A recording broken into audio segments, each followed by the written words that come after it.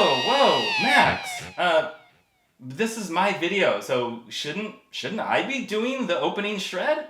Yeah, well, look, I brought the guitar, and look, I mean, this might be a hard concept for you to understand here, but when you play a guitar like this for video, there's a certain expectation that the shredding is going to be good. Well, I mean, yeah, wait a second.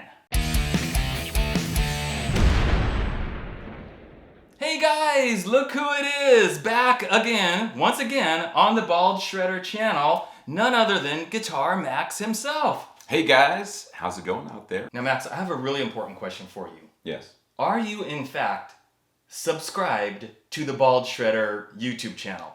Oh gee, I sure hope I am, because if I wasn't, I'd be missing a lot of really cool videos. Okay. Yeah. And in your professional opinion, yes, do you feel that the audience out there, people watching, should they be subscribed? Should they subscribe to my channel if they aren't already? Yeah. In my professional opinion, as a professional Guitar Max, yeah, they should be subscribed because obviously they should be subscribed to Guitar Max as well, but that goes without saying. But I was going to say that, by the way. Bald Shredder, yeah, I mean, as I always say, if you enjoy videos like this, and if you want to stay up on all the latest news in the guitar universe, you should subscribe to the Bald Shredder, for sure. And Guitar Max. Thank you. I see that you've brought something here for me to check out, so maybe you can tell us exactly what it is and tell us about it. Sure. Well, this is a guitar that a lot of people are talking about right now. The SBS brand from Guitar Fetish, kind of a sub-brand of Guitar Fetish. And this is kind of like the second generation of the guitars. They brought out the first one that had kind of like the relic finish last year. And honestly, I was really happy because they made a lot of improvements. So this is the SBS, and they're calling this the Showroom series. And it's got, you know, a bunch of differences, but the gloss finish that a lot of people wanted. They made some changes to the frets that are really good. I've been really curious to check these out ever since I saw the first generation. But I did see some people commenting when those first guitars came out saying that it's a shred guitar, but it didn't have the jumbo frets. Right. And then, so I guess they listened to that, and then now these new versions, they actually do have the jumbo frets? Yeah, and I was worried in the beginning with the initial launch because it was a really cool guitar, the first one, but there were some things about it that it was like, why did you do that? And there were a lot of people complaining about it, honestly. Yeah. And I was worried that, are they not going to listen to the customers, or what are they going to do? How are they going to react to it? Yeah. But they did actually listen. And so, yeah, that was one of the big complaints, was the first generation guitar. It wasn't just like medium frets. They were small. Oh. Like they were like some of the smallest frets you could probably get. Yeah. They were finished pretty well. So Yeah. it was leveled and everything, but they were small frets.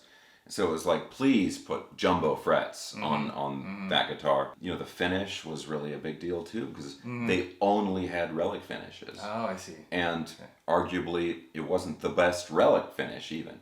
So they're just, a lot of people were saying, just give us a standard, nice gloss finish in the 80s colors that everybody likes. Yeah.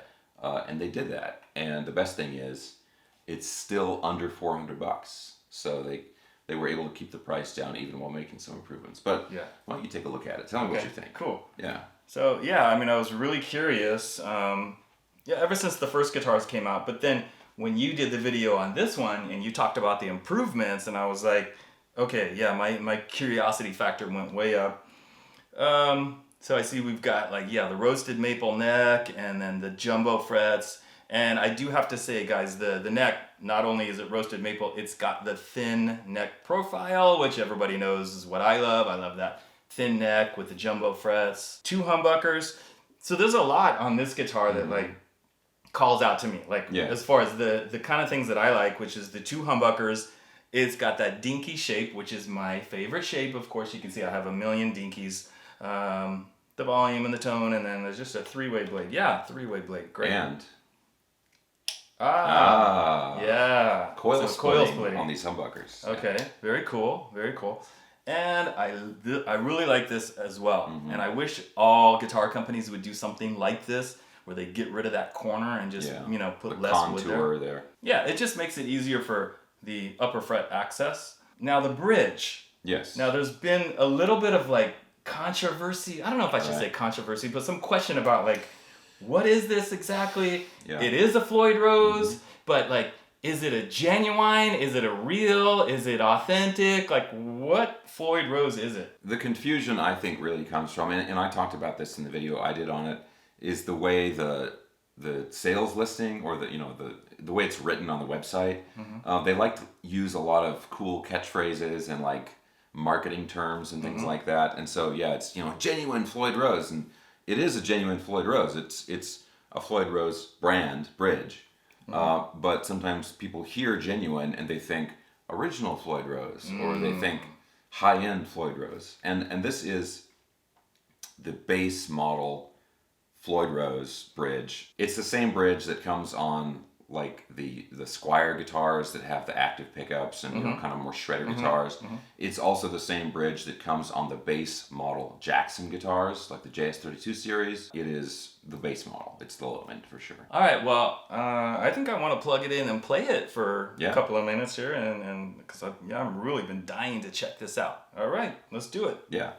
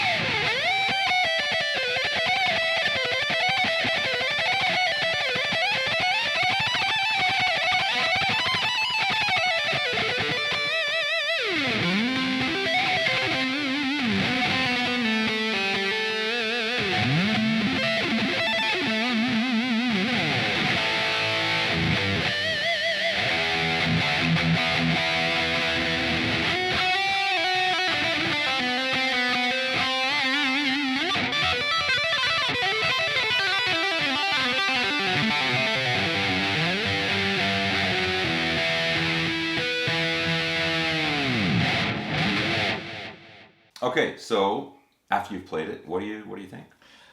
Very nice. Very nice. I mean, I love the neck. Literally, the most important part for me on any guitar is going to be the neck. It's, whether the profile and then the size of the frets, and then everything else is kind of secondary. Important also, of course, you want pickups to sound good. These pickups sound really good. And I think I remember seeing that these are ceramic pickups. They're not Alnico 5, but they still sound really good. I could get those pinch harmonics. Yeah, I mean, I'm getting my tone with this guitar, which is great. Very easy to play. It's set up pretty well, and the Floyd's okay. I don't do a lot of Floyd playing, but I did use it a little bit, and it was pretty responsive. Now the flame maple neck. I mean, you can see the flame in the neck, guys. You can see it there, and this is a roasted flame maple neck. But there was also some question about like, are these real roasted maple necks, or did they dye them, or something like that, or what's the deal with that? Yeah, so I mean, to be clear, it is an actual roasted neck and fretboard. Yeah.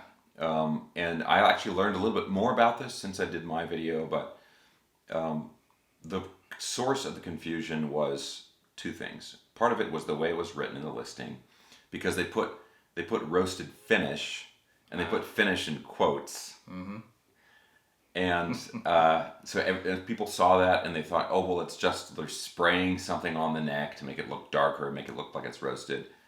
The other source of confusion is the fact that Guitar Fetish sells necks, just a neck that you can buy for like a project that has an imitation roasted finish on it. Oh, I see. And but to be clear, if you look at those necks and you look at these necks, they are completely different necks. Like the truss rod adjustment is in a different spot, and it's not the same manufacturer, that kind of stuff. So I think it was the combination of the fact that the same company elsewhere on their website did have a neck that had an imitation finish on it, and then that combined with the way they wrote it made people think that, oh, it's not really roasted. But I have seen photographic evidence of a damaged neck that was damaged in shipping from one of these guitars. The flame is there, inside the wood. The flame is there, and it's roasted, so it's legit for sure. And I believe Phil McKnight, I think, also examined one of the necks closely, and he determined that it was also roasted. Supposedly there's some way you can tell without having to dig into the neck. According to him, he was able to tell. I don't know how to do that, but I mean, if this was like an imitation roasted maple, all I'd have to say is like, wow, that's an incredible job, because it looks great and it feels great, and it doesn't have that high gloss, because when you do a roasted maple neck, you don't need to put a finish on it. That's kind of part of the reason, and it's just really smooth, really fast, really cool. Now, one thing I should mention is that I have really done nothing to the setup of this guitar. Okay. So playability wise, like, how does that? You didn't adjust the action or anything, because it's got really low action. I didn't adjust. I tuned it, and that was it. Wow. That's the only thing I did. And there are little things that are a little strange. Maybe we can get a close up of this. The pickups are not sitting quite level. Okay. Like they're tilted a little bit. You guys can see that bridge humbucker. Yeah. It's kind of tilted forward a little bit. And maybe that would bother some people. I'm not really sure. If you have OCD. But that, I mean, that's.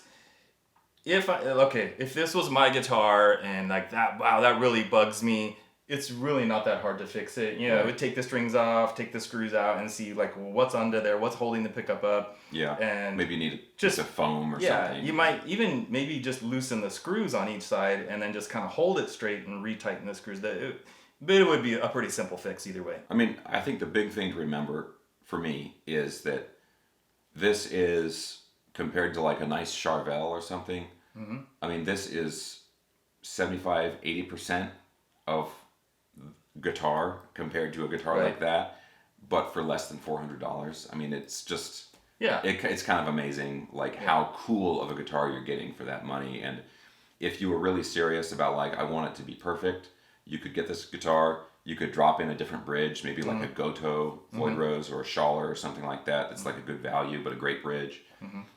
Maybe change the pickups, although I thought the pickups were pretty good, to be honest. Yeah, I thought they sounded great too. Yeah, and it's like, it would really be hard to beat this guitar, with maybe a couple minor upgrades, I think. Now, on all of the SBS guitars, do they all have Floyd Rose bridges? Yes. And they're all 22 frets? Yes. Some of them have different pickup arrangements, but they all, all of the ones at least that they have started with that are out there right now are Floyd Rose based, Okay. And that's because Steve Brown from Trickster, who is SBS, Steve Brown Sound, he's a big time 80s shredder Floyd Rose guy, and I understand that. Yeah, absolutely. Well, so just, speaking as far as what I like, what I would love to see SBS, if you guys want to expand the line and do, some further models. Like I said, there's a lot of things on here that I really love, like the shape. I love it, the color, that yellow 80s color, the two humbuckers.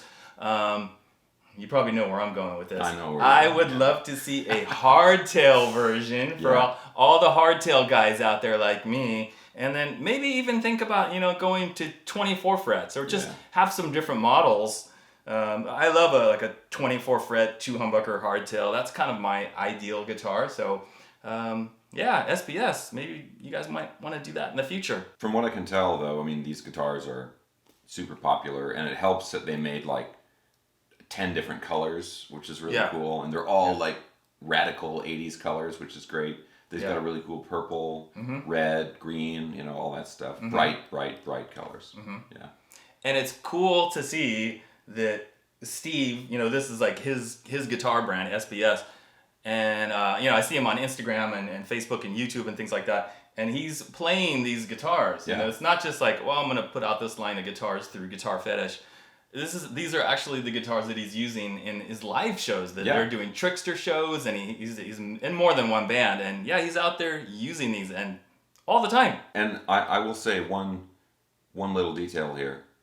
I believe, I could be wrong about this, I believe that he didn't get this new guitar until fairly recently. Like, I saw some posts he was doing, and he's like, all right, the new showroom guitar just arrived, it's so cool. And that was like a week after I think I reviewed it or something. You're saying you got this guitar before Steve Brown. Yeah, it's possible. Even though this is the Steve Brown sound his guitar. brand, yeah.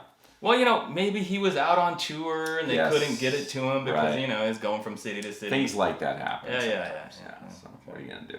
Well, very cool. Yeah. Well, thanks so much for bringing this over because, like I said, I've been super curious about these since they first came out. And then especially since you said now they've got the jumbo frets and my curiosity has been satisfied. And yeah, definitely. Very good guitar. Very nice. Definitely. Excellent. All right, guys, so I want to thank Max once again. Thank you so much for coming all the way out here so that we could make this video on the SBS guitar. I really appreciate that.